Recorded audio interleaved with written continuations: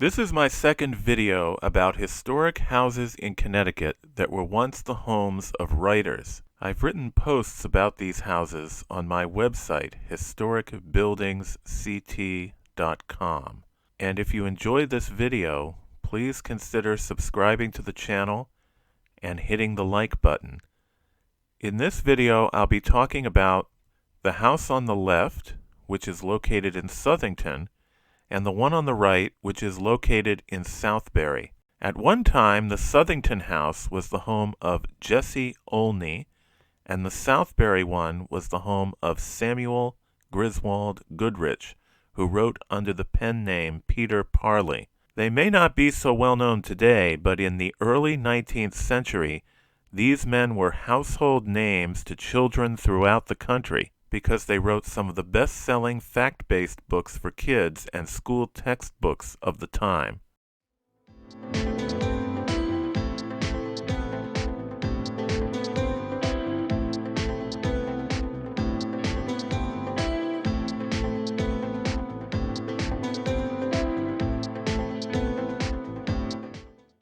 This brick Federal-style house, located on North Main Street in Southington, was built in 1800 by a Revolutionary War veteran named Samuel Andrews Sr. Later in the 19th century, it was home to Jesse Olney. About 8 or 9 years ago, the house came close to demolition when the neighboring YMCA wanted to remove it for a parking lot. But preservationists were able to prevent that, and as far as I know, it's still standing. Jesse Olney was born in Union, Connecticut in 1798. He later studied and became a teacher in New York State before serving as principal of the Stone School in Hartford. This was Hartford's first district school, and its origins went back to 1643. In 1816, the district built a stone schoolhouse, also called Center School, on Market Street, which was then called Dorr Street. Here it is indicated on the 1824 map of the city of Hartford. Many men who would later become prominent in business and civic affairs in Connecticut in the 19th century attended this school, which was well located near the old State House and the Riverfront Business District. Olney became principal of the school in 1827. The following year, 1828, he published a geography book, followed a year after that by a companion atlas. His geography would go through 98 editions, which sold as many as 80,000 copies. It is said that for 30 years it was used in almost every public and private school in the United States. Its sales were only surpassed by those of the Blueback Speller, written by another Connecticut native, Noah Webster. Olney served as principal of the school until 1850 and introduced many innovations. I'm going to quote from a work called Public Schools of Hartford with Historical Sketch of Districts by Thomas S. Weaver, Superintendent, Hartford Schools. This history was included in the 1903 annual report of the Board of School Visitors of the town of Hartford and was reprinted in numerous other official documents in the first decade of the 20th century. Weaver draws extensively from an earlier history of Hartford's first public school by William A. Alcott, published in 1832. Quote, "In 1827 there came to the school Jesse Olney, A.M., a man of unusual genius as a teacher and manager of a school, and the pioneer in this state in the study of geography. Mr. Olney found a school of nearly 600 pupils, and he divided it into 3 departments, of which he had immediate charge of the first. The branches of study in the first department were spelling, defining, reading, writing, mental and written arithmetic, grammar, geography, ancient and modern history, natural philosophy, algebra, bookkeeping by double entry, and the girls were taught in painting and needlework." Unquote. As Weaver was writing from his perspective in 1903, 70 years later, quote, This was certainly an extended curriculum for a district school and worth a passing note when the present brings so many complaints of overwork in the schools." Unquote.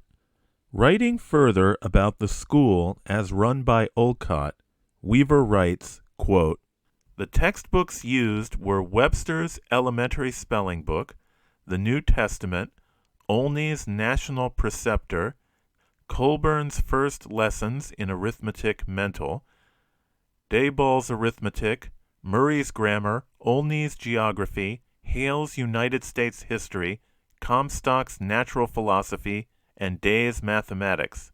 The boys were taught by the principal and the girls by the assistant. The opening exercises of the first department included reading from the New Testament for 15 or 20 minutes." Unquote.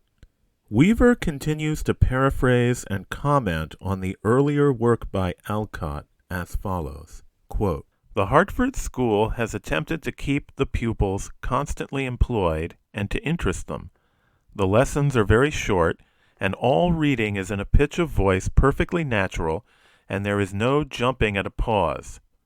As to the discipline, it was mild, parental, firm, energetic, and continual, the teachers speaking in a soft, mild voice. In order that the school might be dismissed in an orderly manner, each pupil was required to stand and perform a sum in mental arithmetic aloud, or repeat some part of the multiplication table. They were then allowed to go out of the room singly. Newspapers were brought into the school and read.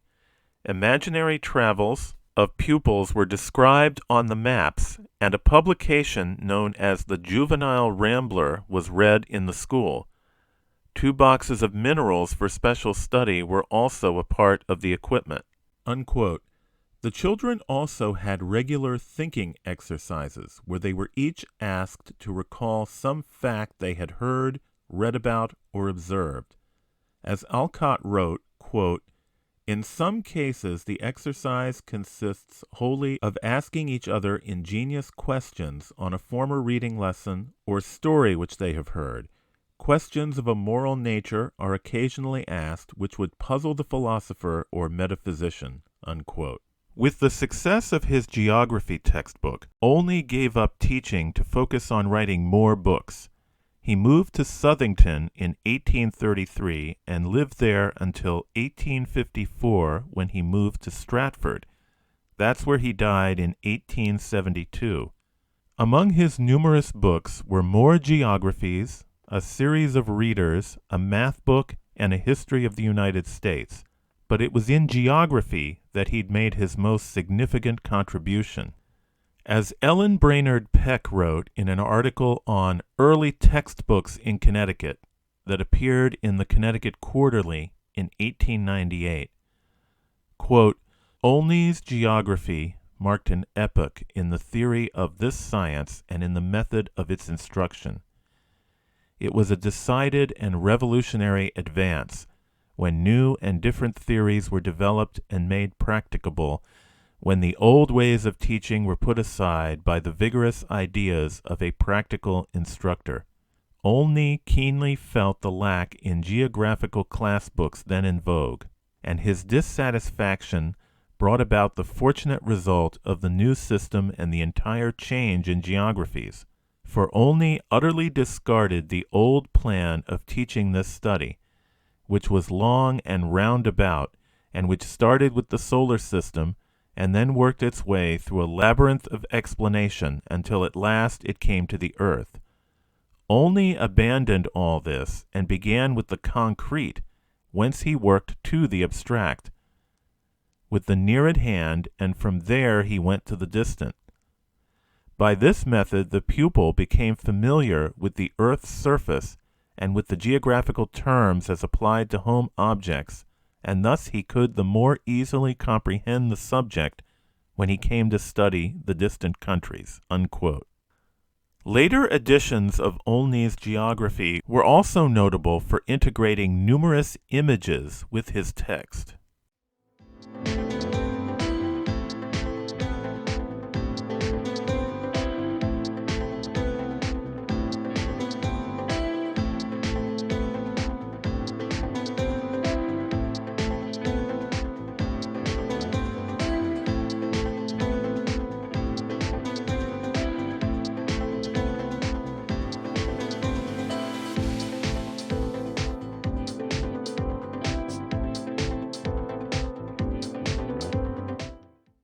This brick gambrel-roofed house is on Main Street in Southbury. It was built in 1777 by a Revolutionary War veteran, Benjamin Hinman, for his son Sherman. But it is most commonly known for briefly being the home of Samuel Griswold Goodrich, who wrote and published books under the name Peter Parley. Back in the 19th century, in fact, Peter Parley was as well-known a pen name as Mark Twain. Like Jesse Olney, he was famous as an author of factual books for children. The son of a minister, Goodrich, the sixth of 10 children, was born in Ridgefield, Connecticut in 1793. He was largely self-educated, but from 1799 to 1803, he went to the one-room West Lane schoolhouse. Sometime in the 19th century, that building was replaced by the one that survives today and is called the Peter Parley Schoolhouse in his honor. In 1811, when he was 17, Goodrich settled in Hartford, where over time he became a bookseller and publisher and associated with literary figures like the poet Lydia Sigourney, whose literary club often met at the home of Daniel Wadsworth. Goodrich moved to the Boston area in 1826. There he continued his publishing business, which included producing a yearly periodical called The Token, which featured the earliest published stories of Nathaniel Hawthorne. In 1827, he began publishing a long-running series of books for young readers under the pseudonym Peter Parley, writing and editing about 170 different books that sold millions of copies and covered such subjects as geography, history, travel, astronomy, and even gymnastics and poetry. As Francis Parsons wrote of Goodrich in the 1922 book The Friendly Club and Other Portraits, quote, "His Parley books were the outgrowth of two impulses or characteristics, his innate love of children and his personal rebellion on the one hand against the dull school books of his boyhood and on the other against what he considered such ridiculous and deleterious old fairy stories as Little Red Riding Hood and Jack the Giant Killer. He did not think the climax of Little Red Riding Hood was healthy reading for children, and he did not at all approve of Jack the Giant Killer's morals. In his opinion, there was no particular sense in the Mother Goose jingles, and so he tried to give children, in the guise of perfectly proper but at the same time interesting stories and verses, the information and a good deal of the education they required. He may have carried his theory to some extremes, but he was one of the first among us to realize that with children, effective educational methods must take into consideration the securing at the outset of interest and attention." Unquote. Soon the Peter Parley name became famous in both America and Europe, and Goodrich grew quite wealthy. He entered politics and served in the Massachusetts legislature in the 1830s and also as American consul in Paris in the 1850s. Given the popularity and name recognition of his pseudonym, Goodrich had to contend with numerous impostors as well, especially in England. They put out their own spurious Peter Parley books. Peter Parley was more than just a pen name.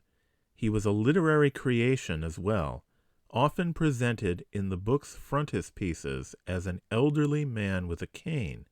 The first book in the Peter Parley series, The Tales of Peter Parley About America, published in 1827, when Goodrich was 34, begins, quote, "Here I am. My name is Peter Parley. I am an old man. I am very gray and lame, but I have seen a great many things and had a great many adventures, and I love to talk about them.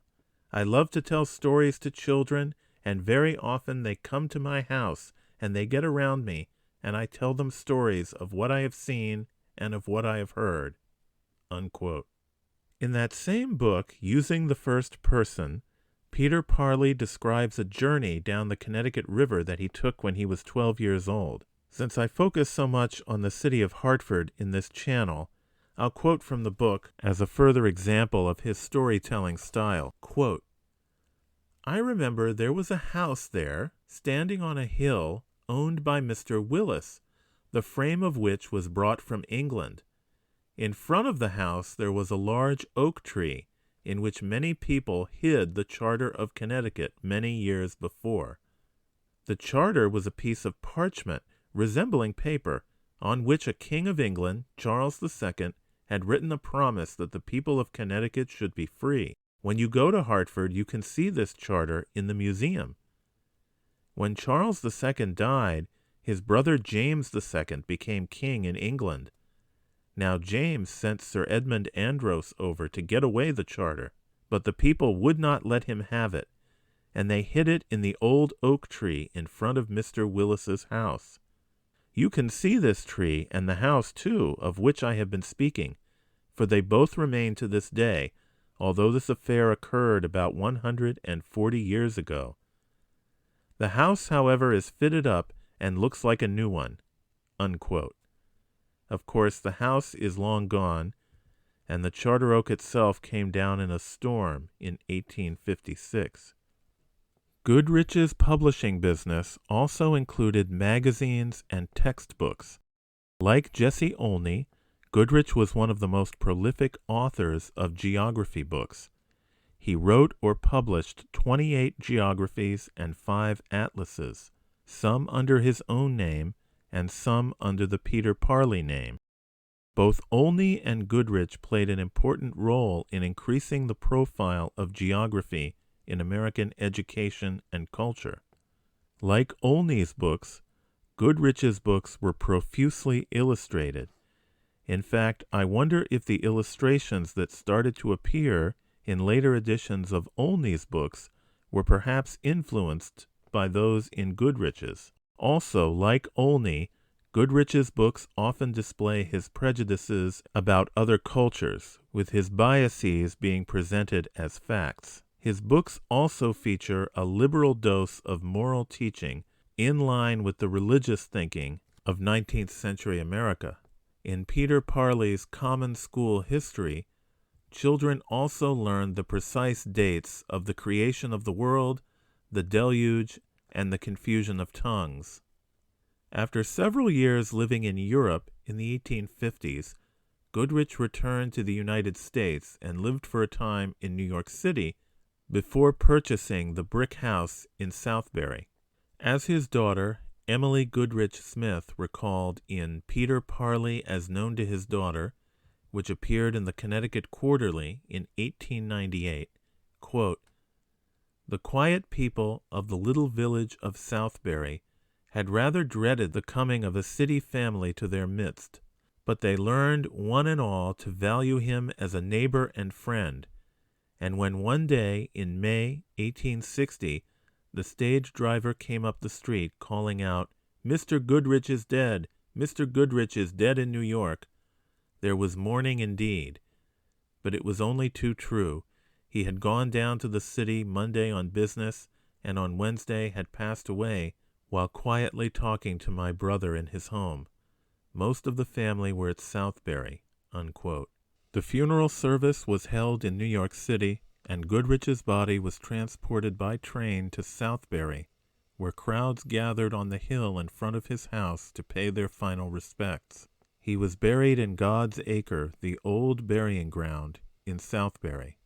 As for the house, today it is part of a nursing home called the Lutheran Home of Southbury and is known as Parley Manor. Well, thank you for watching this video to the end, and as always, I encourage you to like the video, also subscribe to the channel, and visit my website, Historic Buildings of Connecticut. Thanks.